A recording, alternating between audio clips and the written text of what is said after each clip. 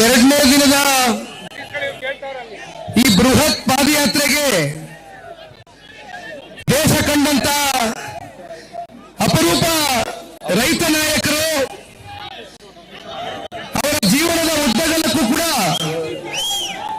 ರೈತ ಪರವಾದಂತ ಹೋರಾಟಗಳು, ರೈತ ಪರವಾದಂತ ಚಳುವಳಿಗಳ ಮೂಲಕ 64 ವರ್ಷ ಸುದೀರ್ಘ ಕಾಲ ರಾಜಕಾರಣದ ನಮ್ಮ ಭಾರತ ದೇಶ ಮತ್ತು ನಮ್ಮ ಕರ್ನಾಟಕ ರಾಜ್ಯದ ರೈತರ ಪರವಾಗಿ ಅಳಿವಳಿಗೋಸ್ಕರ, ರೈತರ ಅಸ್ತಿತ್ವಕ್ಕೋಸ್ಕರ ಹೋರಾಟವನ್ನು ಮಾಡ್ತಾ ಇರ್ತಕ್ಕಂಥ ನಮ್ಮ ನಿಮ್ಮೆಲ್ಲರ ನೆಚ್ಚಿನ ಮಾಜಿ ಪ್ರಧಾನಮಂತ್ರಿಗಳು, ಪಕ್ಷದ ವರಿಷ್ಠರು, ರೈತರ ಮಗನಾಗಿರ್ತಕ್ಕಂಥ ಸನ್ಮಾನ್ಯ ಶ್ರೀ ದೇವೇಗೌಡರು ಸಾಹೇಬರು ಅಪ್ಪಾಜಿಯವರು ಇವತ್ತಿನ ದಿನ ಬಂದು ಬೈಲಹೊಂಗಲದ ಎರಡನೇ ದಿನದ ಈ ಒಂದು ಪಾದಯಾತ್ರೆಗೆ ಸ್ವತಃ ಅವರೇ ಚಾಲನೆಯನ್ನು ಕೊಡ್ತಕ್ಕಂಥದ್ದಷ್ಟೇ ಅಲ್ಲ, ಬಿಡದಿ ಭಾಗದ ನಮ್ಮ ಬೈಲಹೊಂಗಲ ಹಾಗೂ ಕೆಂಚಗಾರನಹಳ್ಳಿಯ 26 ಗ್ರಾಮದ ರೈತರ ಜೊತೆಯಲ್ಲಿ ಸನ್ಮಾನ್ಯ ದೇವೇಗೌಡರು ಸಾಹೇಬರ ಮಾರ್ಗದರ್ಶನ ಇದೆ. ನಿಮ್ಮ ಜೊತೆಯಲ್ಲಿ ರೈತರನ್ನ ಉಳಿಸ್ತಕ್ಕಂಥದಕ್ಕೆ ಯಾವುದೇ ಒಂದು ಸಂದರ್ಭದಲ್ಲೂ ಕೂಡ ನಾನು ಬದ್ಧವಾಗಿ ಬಂದು ನಿಂತಿದ್ದೇನೆ ಅಂತಕ್ಕಂಥ ಒಂದು ಆತ್ಮವಿಶ್ವಾಸದ ನುಡಿಗಳನ್ನ ಇವತ್ತು ದೇವೇಗೌಡರು ಸಾಹೇಬರು ಮಾತನಾಡಿರ್ತಕ್ಕಂಥದ್ದು. ಇವತ್ತು ನಾಡಿನಾದ್ಯಂತ ಹಲವಾರು ಜಿಲ್ಲೆಗಳಿಂದ ರೈತಾಪಿ ವರ್ಗ ಅನ್ನದಾತರ ಅಸ್ತಿತ್ವವನ್ನು ಕಾಪಾಡ್ತಕ್ಕಂಥದಕ್ಕೆ ತಾವೆಲ್ಲರೂ ಕೂಡ ಇವತ್ತು ಈ ಪಾದಯಾತ್ರೆಯಲ್ಲಿ ಭಾಗವಹಿಸಿರ್ತಕ್ಕಂಥದಕ್ಕೆ ನಿಮ್ಮೆಲ್ಲರ ಪಾದ ಕಮಲಗಳಿಗೆ ಇವತ್ತು ರೈತಾಪಿ ವರ್ಗಕ್ಕೆ ನನ್ನ ಭಕ್ತಿಪೂರ್ವಕವಾದಂತಹ ನಮನಗಳನ್ನ ಸಲ್ಲಿಸಲಿಕ್ಕೆ ಬಯಸ್ತೇನೆ. ಶ್ರೀ ಶ್ರೀ ಶ್ರೀ ಬಾಲಗಂಗಾಧರನಾಥ ಮಹಾಸ್ವಾಮೀಜಿಯವರ ಪುತ್ಥಳಿಗೆ ಪುಷ್ಪಾರ್ಚನೆಯನ್ನ ಜನತಾದಳ ಪಕ್ಷದ ಎಲ್ಲ ಹಾಲಿ ಮತ್ತೆ ಮಾಜಿ ಶಾಸಕ ಮಿತ್ರರು ಇವತ್ತು ಮಾಡುವ ಮೂಲಕ ಸನ್ಮಾನ್ಯ ದೇವೇಗೌಡರು ಸಾಹೇಬರ ಪಾದ ಕಮಲಗಳಿಗೆ ಪಾದವನ್ನು ಮುಟ್ಟಿ ನಮಸ್ಕಾರ ಮಾಡುವ ಮೂಲಕ ಇವತ್ತು ನಾವೆಲ್ಲರೂ ಕೂಡ ಎರಡನೇ ದಿನ ಈ ಪಾದಯಾತ್ರೆಗೆ ಚಾಲನೆಯನ್ನ ಕೊಡ್ತಾ ಇದ್ದೇವೆ. ಈಗಾಗಲೇ ಸಮಯ ಸಾಕಷ್ಟಾಗಿದೆ, ಆದ್ರೆ ಕೆಲವೊಂದಷ್ಟು ವಿಚಾರಗಳು ಇವತ್ತು ನಿಮ್ಮ ಮುಂದೆ ನಾನು ಇಡಲಿಕ್ಕೆ ಬಯಸ್ತೇನೆ.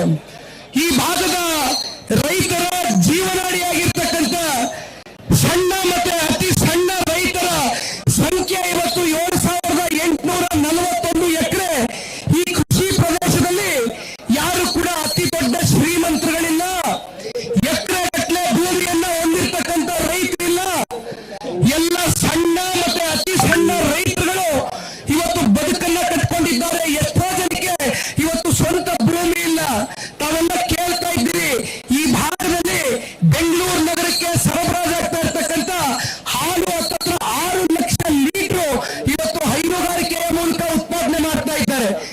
ನಮ್ಮ ಕಣ್ಣಾರೆ ನಾವು ಬೈಲಹೊಂಗಲ ಭಾಗದಲ್ಲಿ ಪಾದಯಾತ್ರೆಯನ್ನು ಮಾಡಿದಂತ ಸಂದರ್ಭದಲ್ಲಿ ಆ ಭಾಗದ ರೈತರ ಜೊತೆಯಲ್ಲಿ ನಮ್ಮ ಭಾಗದ ರೈತರು ಯಾವ ರೀತಿ ಬದುಕನ್ನ ಕಟ್ಕೊಂಡಿದ್ದಾರೆ ಅನ್ನುವಂತ ವಾಸ್ತವ ಸ್ಥಿತಿಯನ್ನ ಅರ್ಥರ್ತಕ್ಕಂಥ ಪ್ರಯತ್ನವನ್ನ ಪಾದಯಾತ್ರೆಯ ಮೂಲಕ ಮಾಡಿದಂತ ಸಂದರ್ಭದಲ್ಲಿ ನಾನು ನೋಡಿದಂತ ಅಂಶ, ಗುತ್ತಿಗೆಗೆ ಜಮೀನನ್ನ ತಗೊಂಡು ಜಮೀನ್ ಇಲ್ಲದೆ ಇರ್ತಕ್ಕಂಥವ್ರು 5, 6, 7, 8 ಹಸುಗಳನ್ನ ಸಾಕೊಂಡು ಅದರಲ್ಲಿ ಬರ್ತಕ್ಕಂಥ ಉತ್ಪಾದನೆ, ಹಣದ ಉತ್ಪಾದನೆಯಿಂದ 30-40 ಸಾವಿರ ಪ್ರತಿ ತಿಂಗಳು ಅವರ ದುಡಿಮೆ ಏನಿದೆ ಅದರಿಂದ ಅವರ ಆರೋಗ್ಯದ ಸಮಸ್ಯೆ ಆದಂತ ಸಂದರ್ಭದಲ್ಲಿ ಬಳಕೆ ಆಗ್ತಕ್ಕಂಥ ಹಣಕಾಸು, ಮಕ್ಕಳ ಭವಿಷ್ಯಕ್ಕೆ ರೂಪಿಸ್ತಕ್ಕಂಥ ಹಣಕಾಸು, ಇಂಥ ಒಂದು ಸಂದಿಗ್ಧ ಪರಿಸ್ಥಿತಿಯಲ್ಲಿ ನಮ್ಮ 26 ಗ್ರಾಮಗಳ ಹಳ್ಳಿಯ ಒಂದು ರೈತರ ಜೊತೆಯನ್ನು ಬದುಕನ್ನು ಕಟ್ಕೊಂಡಿದ್ದಾರೆ. ಅವರ ಒಂದು ಎದೆಯ ಮೇಲೆ ಈ ರಾಜ್ಯ ಸರ್ಕಾರ ಮರಣ ಶಾಸನವನ್ನ ಬರೀತಕ್ಕಂಥದಕ್ಕೆ ಬಿಡ್ತಕ್ಕಂಥ ಪ್ರಶ್ನೆ ಅಂತಕ್ಕಂಥದನ್ನ ಈ ಸಂದರ್ಭದಲ್ಲಿ ಜನತಾದಳ ಪಕ್ಷ ಅತ್ಯಂತ ಗಟ್ಟಿ ನಿಲುವಿಂದ ಇವತ್ತು ರೈತರ ಜೊತೆಯಲ್ಲಿ ನಿಂತಿದ್ದೇವೆ. ತಾವೆಲ್ಲ ನೋಡ್ತಾ ಇರ್ಬೋದು, ಈಗಾಗಲೇ ಮಾನ್ಯ ದೇವೇಗೌಡರು ಸಾಹೇಬರ ಮಾತು ಅವ್ರ ಗಮನಕ್ಕೆ ಒಂದು ಮಾತನ್ನ ಹೇಳಿದ್ರು. ಈಗಾಗಲೇ ಎರಡನೇ ದಿನದ ಪಾದಯಾತ್ರೆ, ನಾವು ಯಾರು ಕೂಡ ರೈತರು ಶಾಂತಿಯುತವಾದಂತ ಪಾದಯಾತ್ರೆಯನ್ನ ಮಾಡ್ತಕ್ಕಂಥದಕ್ಕೆ ಅವಕಾಶ ಮಾಡಿಕೊಡಿ ಅಂತ ಕೇಳಿದ್ದೀವಿ. ಅದಕ್ಕೆ ಕಾರಣ ಯಾವ ಚುನಾಯಿತ ಪ್ರತಿನಿಧಿಗಳು ಜಿಲ್ಲೆಯಲ್ಲಿ ಇವತ್ತು ನಾನು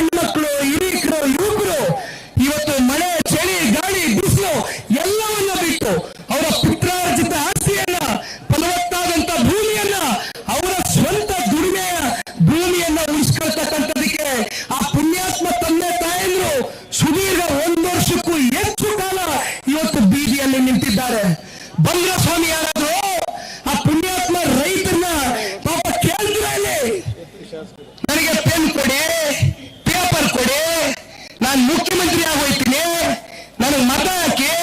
ಇಲ್ಲಿರ್ತಕ್ಕಂಥ ಜಿಲ್ಲೆಯ 23ರಲ್ಲಿ ನಿಂತಂತ ಅಭ್ಯರ್ಥಿಗಳ ಮತ ನೋಡಬೇಡಿ, ನನ್ನ ಮತ ನೋಡಿ. ಈ ಜಿಲ್ಲೆಯಲ್ಲಿ ಜನಿಸಿರ್ತಕ್ಕಂಥವ್ ನಾನು, ಈ ಜಿಲ್ಲೆ ಮಗ ನಾನು.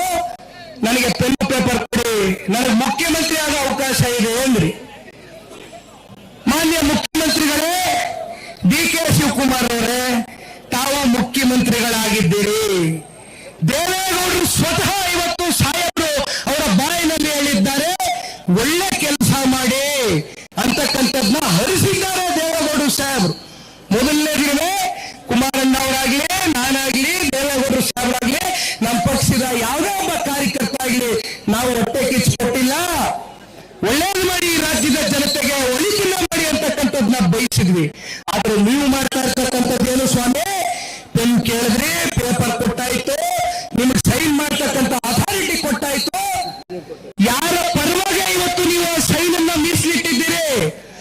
ಆ ಸೈನ್ ಅನ್ನ ಇವತ್ತು ಮಾರಾಟಕ್ಕೆ 35,000 ಕೋಟಿ ಇವತ್ತು ಈ 2 ಪಂಚಾಯತ್ಗಳ ಪ್ರದೇಶದಲ್ಲಿ ರೈತರ ಬದುಕಿನ ಜೊತೆ ಚೆಲ್ಲಾಟ ಆಡಿ ಅವರ ಭೂಮಿಯನ್ನು ಕಿತ್ಕೊಂಡು ಅವರನ್ನ ಬೀದಿ ಪಾಲ್ ಮಾಡಿ ಯಾವುದೋ ಒಬ್ಬ ರಿಯಲ್ ಎಸ್ಟೇಟ್ ಬೆಲೆಕೋರರಿಗೆ ಇವತ್ತು ಅನುಕೂಲ ಮಾಡಿಕೊಡ್ತಕ್ಕಂಥ ಒಂದು ವಾತಾವರಣ ಸೃಷ್ಟಿ ಮಾಡ್ತಾ ಇದ್ದೀರಲ್ಲ, ನಿಜಕ್ಕೂ ಇದು ನಿಮಗೆ ಶೋಭೆ ತರುತ್ತಾ? ಬಹಳ ಜನ ಕೇಳ್ತಾ ಇದ್ದಾರೆ ಪಾಪ, ಇಲ್ಲಿರ್ತಕ್ಕಂಥ ಜಿಲ್ಲೆಯ ಅವರ ಸಹಪಾಠಿಗಳು, ಅಕ್ಕಪಕ್ಕದ ಜಿಲ್ಲೆ, ಇದೊಂದೇ ಜಿಲ್ಲೆಯಲ್ಲ, ನಮ್ಮ ಪುಟ್ಟರಾಜಣ್ಣ ಇಲ್ಲೇ ಇದ್ದಾರೆ, ನೋಡ್ತಾ ಇದ್ದಾರೆ. ಪಕ್ಕದ ಮಂಡ್ಯ ಜಿಲ್ಲೆಯಲ್ಲೂ ಯಾರ್ಯಾರು ಏನೇನ್ ಮಾತನಾಡ್ಕೊಂಡು ಬಂದಿದ್ದಾರೆ ಅಂತ. ಒಂದು ಮಾತನ್ನು ಹೇಳ್ತೇನೆ, ಈ ಒಂದು ಹೋರಾಟ 517ನೇ ದಿನಕ್ಕೆ ಇವತ್ತು ಕಾಲನ್ನಿಟ್ಟಿದೆ. ಹೋರಾಟದ ಮೊದಲನೇ ದಿನ ಪ್ರಾರಂಭಿಕ ಹಂತದ ದಿನದಿಂದಲೂ ಕೂಡ ಸನ್ಮಾನ್ಯ ಕುಮಾರಣ್ಣ ಅವರ ಆಶೀರ್ವಾದದಲ್ಲಿ, ದೇವೇಗೌಡರು ಸಾಹೇಬರ ಮಾರ್ಗದರ್ಶನದಲ್ಲಿ ಹಲವಾರು ಬಾರಿ ನಾವು ಹೋರಾಟದ ಸ್ಥಳಕ್ಕೆ ಬರ್ತಕ್ಕಂಥದ್ದಷ್ಟೇ ಅಲ್ಲ, ಇವತ್ತು ಮಾನ್ಯ ದೇವೇಗೌಡರು ಸಾಹೇಬರಿಗೆ 94 ವಯಸ್ಸಾಗಿರ್ಬೋದು. ಅವರ ಮಾತನ್ನು ಹೇಳಿದ್ರು, ಕೈ ಕಾಲಿಗೆ ವಯಸ್ಸಾಗದಷ್ಟೇ, ಮನಸ್ಸಿನ ಇಚ್ಛಾಶಕ್ತಿಗೆ ವಯಸ್ಸಾಗಿಲ್ಲ. ರೈತ ಪರವಾದಂತ ಬದ್ಧತೆ 1% ಕೂಡ ಕಮ್ಮಿ ಆಗಿಲ್ಲ ಅಂತಕ್ಕಂಥದ್ನ ಅಪ್ಪಾಜಿರವರು ಹೇಳಿರ್ತಕ್ಕಂಥದ್ದು ನೋಡಿದ್ದೀರಿ. ಬಾಯಲ್ಲಿ ಕೇಳ್ತಾರೆ ಇಲ್ಲಿರ್ತಕ್ಕಂಥ ಶಾಸಕರು, ನಿಮ್ಗೆ ಹೊಟ್ಟೆ ಕಿಚ್ಚು ಬಂದ್ಬಿಟ್ಟದೆ, ನೀವೇನು ಮುಖ್ಯಮಂತ್ರಿಗಳಾಗಿರ್ತಕ್ಕಂಥವ್ರನ್ನ ನಮ್ಮ ಜಿಲ್ಲೆಯವ್ರನ್ನ ನೀವು ಸಹಿಸ್ತಾ ಇಲ್ಲ ಅಂತಾರೆ. ನಾವು ಹೋರಾಟ ಶುರು ಮಾಡುವಾಗ, ರೈತರು ಬೀದಿಲಿ ಪ್ರತಿಭಟನೆಗೆ ಕರೆ ಕೊಟ್ಟಾಗ 517 ದಿನ, ಎಷ್ಟು ತಿಂಗಳಾಗದೆ ಈ ಜಿಲ್ಲೆಯ ಮಾನ್ಯ ಮುಖ್ಯಮಂತ್ರಿಗಳ ಸ್ಥಾನವನ್ನು ಅಲಂಕರಿಸಿ 3 ತಿಂಗಳ 2 ತಿಂಗಳ ಮೊದಲನೇ ದಿನದಿಂದ ಹೋರಾಟವನ್ನು ರೈತರ ಪರವಾಗಿ ಮಾಡಬೇಕಾದ್ರೆ ಅವರು ಇನ್ನೂ ಮುಖ್ಯಮಂತ್ರಿಗಳ ಆಗಿರಲಿಲ್ಲ ಸ್ವಾಮಿ, ಇನ್ನೂ ಉಪಮುಖ್ಯಮಂತ್ರಿಗಳಾಗೇ ಮುಂದುವರಿತಾ ಇದ್ರು. ಒಂದು ಈ ಸಂದರ್ಭದಲ್ಲಿ ಹೇಳಲಿಕ್ಕೆ ಬಯಸ್ತೇನೆ, ಇಲ್ಲಿರ್ತಕ್ಕಂಥ ಬಹುತೇಕ ಶಾಸಕರು ಒಂದು ಪ್ರಶ್ನೆಯನ್ನ ಮಾಡ್ತಾರೆ, ಒಕ್ಕಲಿಗರು ಮುಖ್ಯಮಂತ್ರಿ ಆಗಿರ್ತಕ್ಕಂಥದ್ದು ನಿಮ್ಗೆ ಸೇರಣೆ ಇಲ್ಲ, ನೀವು ಸಹಿಸ್ತಾ ಇಲ್ಲ ಅಂತಕ್ಕಂಥದ್ದನ್ನ ಸುಳ್ಳು ಕಥೆಗಳನ್ನ ಕಟ್ಟದು ಬಿಡಿ. ಇಲ್ಲಿ ಯಾವ ಒಂದು ಬಡ ಒಕ್ಕಲ್ತನ ಮಾಡತಕ್ಕಂಥ ಪ್ರತಿಯೊಬ್ಬ ಬಡ ರೈತನು ಕೂಡ ಇವತ್ತು ಆ ರೈತನ ಮಗನ ಜೊತೆಯಲ್ಲಿ ಇವತ್ತು ಮಣ್ಣಿನ ಮಗ ಸನ್ಮಾನ್ಯ ದೇವೇಗೌಡರು ಸಾಹೇಬರು ನಿಂತ್ಕೊಳ್ತಕ್ಕಂಥ ಒಂದು ಧರ್ಮವನ್ನ ಇವತ್ತು ಪಾಲಿಸುವಂತದ್ದಾಗಬೇಕಾಗಿದೆ. ಆ ಒಂದು ಧರ್ಮವನ್ನ ಪಾಲನೆ ಮಾಡ್ತಾ ಇದೀವಿ ಹೊರತುಪಡಿಸಿ ನಾವು ಒಕ್ಕಲ್ತನ ಮಾಡ್ತಕ್ಕಂಥ ಬಡ ರೈತರು ಪ್ರತಿಯೊಬ್ಬನು ಕೂಡ ಒಕ್ಕಲಿಗ ಇದ್ದಾನೆ, ಅಂತವರ ಜೊತೆಯಲ್ಲಿ ನಿಂತ್ಕೊಳ್ಬೇಕಾಗ್ತದೆ. ಕನಕಪುರಕ್ಕೆ ಬರ್ತಾರೆ, ಚಿನ್ನದ ಬೆಲೆ ಆಗ್ತದೆ, ನಿಮ್ ಭೂಮಿಯನ್ನು ಮಾಡಬೇಡಿ, ಚಿನ್ನದ ಬೆಲೆ ಗಗನಕ್ಕೆ ಹೋಗ್ತದೆ, ನಾನು ಭೂಮಿ ಬೆಲೆ ಹೆಚ್ಚಾಗಿ ಕೊಡಿಸ್ತೀನಿ ನಿಮ್ಗೆ ಅಂತಕ್ಕಂಥದ್ದು ಹೇಳ್ತಾರೆ. ಯಾಕೆ ಈ ಮನತಾಯಿ ಧೋರಣೆ? ಮಾಗಡಿ ವಿಧಾನಸಭಾ ಕ್ಷೇತ್ರದ ಬಿಡದಿ ಭಾಗದ ಜನ ತಪ್ಪೇನು ಮಾಡಿದ್ದಾರೆ, ರಾಮನಗರದ ಆರೋಹಳ್ಳಿ ಭಾಗದ ನಮ್ಮ ಒಡಹಳ್ಳಿ ಭಾಗದ ರೈತರು ತಪ್ಪು ಮಾಡಿದ್ದಾರೆ. ಯಾಕೆ ಈ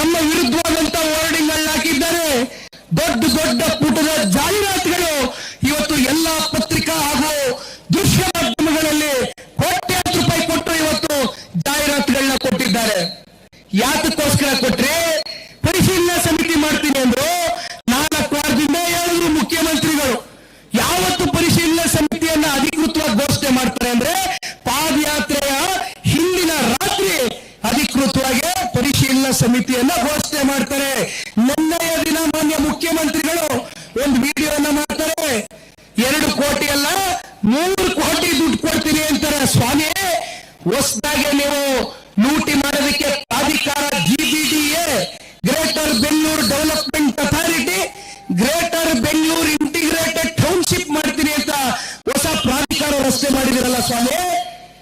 2 ಕೋಟಿ 1 ಎಕರೆಗೆ ನೀವು ನಿಗದಿತ ಮೌಲ್ಯ 2 ಕೋಟಿ ಮಾತಾಡುವ, 3 ಹೋಗೋದು ಬೇಡ. 5,000 ಎಕರೆ ಅಂತಿಮ ಅಧಿಸೂಚನೆ ಹೊರಡಿಸಿದ್ರಿ. 11,000 ಕೋಟಿ ನಿಮ್ಮ ಖಾತೆಯಲ್ಲಿ ಇದೆಯೇ? ಪ್ರಾಧಿಕಾರದ ಖಾತೆಯಲ್ಲಿ, GBDA ಖಾತೆಯಲ್ಲಿ ನಾಳೆ ರೈತರು ಬಂದು 11,000 ಕೋಟಿ ಕೊಡ್ತಕ್ಕಂಥದಕ್ಕೆ ನಿಮ್ಮ ಖಾತೆಯಲ್ಲಿದ್ರೆ ದಯಮಾಡಿ ನಿಮ್ಮ ಖಾತೆಯ ಪುಸ್ತಕವನ್ನ ಬಹಿರಂಗವನ್ನ ಪಡಿಸಿ 11,000 ಕೋಟಿ ನಮ್ಮ ಹತ್ರ ಇದೆ ಅಂತ. 90% ಸಾಲ ತಗೊಳ್ತಾ ಇದ್ದೀರಿ. ಅಲ್ಲೆಲ್ಲ BDAನ 2,000 ಈಕ್ವಿಟಿ ತೋರಿಸ್ತೀರಿ. BMRDA ಇಂದ ಹಲವಾರು CA ಸೈಟ್ಗಳನ್ನ ಅಡಮಾನ ಇಟ್ಟಿದ್ದೀರಿ. ಯಾವ ಪುರುಷಾರ್ಥಕ್ಕೆ ಮಾಡ್ತಾ ಇದ್ದೀರಿ? 15,000 ಕೋಟಿ ಪ್ರಾಜೆಕ್ಟ್ ನಲ್ಲಿ 13,000 ಕೋಟಿ ಸಾಲದವರೇ ಹಣಕಾಸಿನ ಇಲಾಖೆಯ ಅಧಿಕಾರಿಗಳು. ಸರ್, ಇದು ನಮಗೆ ಫೀಸಿಬಿಲಿಟಿ ಕಾಣ್ತಾ ಇಲ್ಲ, ಬೇಡ 9,000 ಕೋಟಿ ನಾವು ಗ್ಯಾರಂಟಿ ಕೊಡಕ್ ಆಗಲ್ಲ ಅಂದ್ರು. ಅವ್ರ ಮೇಲೆ ಒತ್ತಾಯ ಹಾಕಿ ಇವತ್ತು ಮುಖ್ಯಮಂತ್ರಿಗಳು, ಅವತ್ತು ಉಪಮುಖ್ಯಮಂತ್ರಿಗಳು ಒತ್ತಾಯ ಹಾಕಿ ನೀವು ಸೈನ್ ಹಾಕ್ಸ್ಕ ಬಂದ್ರಲ್ಲ ಸ್ವಾಮಿ. ಯಾರು ನಿರ್ಧಾರ ಮಾಡ್ತಾ ಇದ್ದೀರಿ? ದಯವಿಟ್ಟು ಇನ್ನು ಹೆಚ್ಚು ನಾನು ನಿಮ್ಮನ್ನ ಈ ಬಿಸಿಲನ್ನು ನಿಲ್ಲಿಸ್ಕೊಳ್ಳೋದಕ್ಕೆ ಇಷ್ಟಪಡೋದಿಲ್ಲ. ದೊಡ್ಡವರು ಈ ಸಂಬಳ ಕೊಟ್ಟು ಬಂದಿದ್ದಾರೆ. ಕೊನೆಯದಾಗಿ ನಾನು ತಾವೆಲ್ಲ ನಿಲ್ತೀರಣ ಗೊತ್ತು. ಅನ್ನದಾತ್ರ ಪರವಾಗಿ ಬಂದಿದ್ದೀರಿ, ನೀವೆಲ್ಲ ಭದ್ರಾಗಿ ಬಂದಿದ್ದೀರಿ. ನಾನು ಒಂದು ಮಾತು ಇವತ್ತು ಈ ಸರ್ಕಾರಕ್ಕೆ ತಿಳಿಸ್ಲಿಕ್ಕೆ ಬಯಸ್ತೇನೆ. ಬಹುಶಃ ದೇವೇಗೌಡರು ಸಾಹೇಬರು ಮಾತಾಡಬೇಕಾದ್ರೆ ಅವ್ರಿಗೆ ಮಾಹಿತಿ ಇಲ್ಲದೆ ಅವ್ರು ಮಾತಾಡೋದಿಲ್ಲ. ರಾಜ್ಯದ ಪ್ರತಿಯೊಂದು ವಿಚಾರ ಅವರು ಮಾಹಿತಿಯನ್ನು ಇಟ್ಕೊಂಡು ಮಾತನಾಡ್ತಾರೆ. ನಮಗ್ ಗೊತ್ತಿದೆ ಏನಾಗ್ತಾ ಇದೆ ಮೊದಲನೇ ದಿನದಿಂದ ಅಂತ.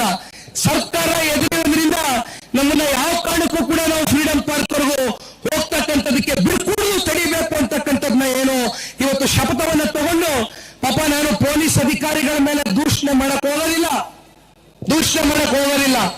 ಅವ್ರಿಗೂ ಹೆಚ್ಚಿನ ಅವ್ರ ಮೇಲೆ ಪ್ರೆಷರ್ಗಳಿದೆ. ನನಗೆ ಗೊತ್ತಿಲ್ಲ, ಎಲ್ಲ ನಾನು ಚರ್ಚೆ ಮಾಡಕ್ ಇಷ್ಟಪಡೋದಿಲ್ಲ. ಒಂದು ಮಾತನ್ನ ಹೇಳ್ತಾರೆ, ಯಾವ ಒಂದು ಮೇಕೆದಾಟು ಯೋಜನೆಯನ್ನ ಇಟ್ಕೊಂಡು ನೀವು ಪಾದಯಾತ್ರೆಯನ್ನ ಮಾಡಿದ್ರೆ, ಯಾವ ನಮ್ಮ ಪ್ರಧಾನಮಂತ್ರಿಗಳ ಗೌರವಾನ್ವಿತ ನರೇಂದ್ರ ಮೋದಿ ಅವರ ಮನೆ ಮುಂದೆ ನಿಂತ್ಕೊಂಡು ಅಲ್ಲಿರ್ತಕ್ಕಂಥ LOP ನಿಮ್ಮ ಕೇಂದ್ರದ ಮಹಾನ್ ನಾಯಕರು ರಾಹುಲ್ ಗಾಂಧಿ ಅವರು ಹೋಗಿ ಅವ್ರ ಮನೆ ಮುಂದೆ ಪ್ರೊಟೆಸ್ಟ್ ಮಾಡ್ತಕ್ಕಂಥದಕ್ಕೆ ನಿಮ್ಗೆ ಅಧಿಕಾರವನ್ನ ಕೊಟ್ಟಂತದ್ದು ಯಾರು? ಅದು ಕಾನೂನಿನ ಉಲ್ಲಂಘನೆ ಮಾಡ್ತಕ್ಕಂಥದ್ದಲ್ವಾ? ಅದು ಕಾನೂನಿನ ವಿರುದ್ಧ ಅಲ್ವಾ? ನೀವೇನ್ ಮಾಡಿದ್ರು ಸರಿನಾ? ಇವತ್ತು ನಾವು ಶಾಂತಿಯುತವಾದಂತ ಹೋರಾಟ ಯಾಕೆ ಮಾಡ್ತಾ ಇದೀವಿ ಸ್ವಾಮಿ? ನೀವೇನಾದ್ರೂ ಈ 500 ದಿನಗಳ ಕಾಲದಲ್ಲಿ ಒಂದ್ಸಲಿ ಏನಾದ್ರೂ ಈ ರಸ್ತೆಯಲ್ಲಿ ಓಡಾಡೋರ ಸ್ವಾಮಿ? ನಮ್ಮ ಮಂತ್ರಿಗಳು ಒಂದ್ಸಲಿ ಬಂದೇನಾದ್ರು ರೈತರ ಪರವಾಗಿ ಏನಣ್ಣ ನಿನ್ ಕಷ್ಟ, ಎಷ್ಟ್ ಜನ ಪರ ಇದ್ದೀರಿ, ಎಷ್ಟ್ ಜನ ವಿರುದ್ಧ ಇದ್ದೀರಿ, ಯೋಜನೆ ವಿರುದ್ಧ ಅಂತಕ್ಕಂಥದ್ದು ಹೇಳಿದ್ರೇನಪ್ಪ? ಹಾಗಾಗಿ ದಯಮಾಡಿ ಮುಂದೆ ಮಾತಾಡೋಣ. ನಿಮ್ಮೆಲ್ಲರ ಸಹಕಾರಕ್ಕೆ ಸನ್ಮಾನ್ಯ ದೇವೇಗೌಡರು ಸಾಹೇಬರು ಕೂಡ ತೆರಳ್ತಾರೆ. ದಯವಿಟ್ಟು ತಾವೆಲ್ಲರೂ ನಮ್ಮ ಜೊತೆಯಲ್ಲಿ ಈ ಪಾದಯಾತ್ರೆಯಲ್ಲಿ ಹೆಜ್ಜೆ ಹಾಕಬೇಕು, ಭಾಗವಹಿಸಬೇಕು ಅಂತಕ್ಕಂಥ ಕೇಳ್ತೇನೆ. ಧನ್ಯವಾದ. ಜೈ ಹಿಂದ್, ಜೈ ಕರ್ನಾಟಕ ಮಾತ್ರ.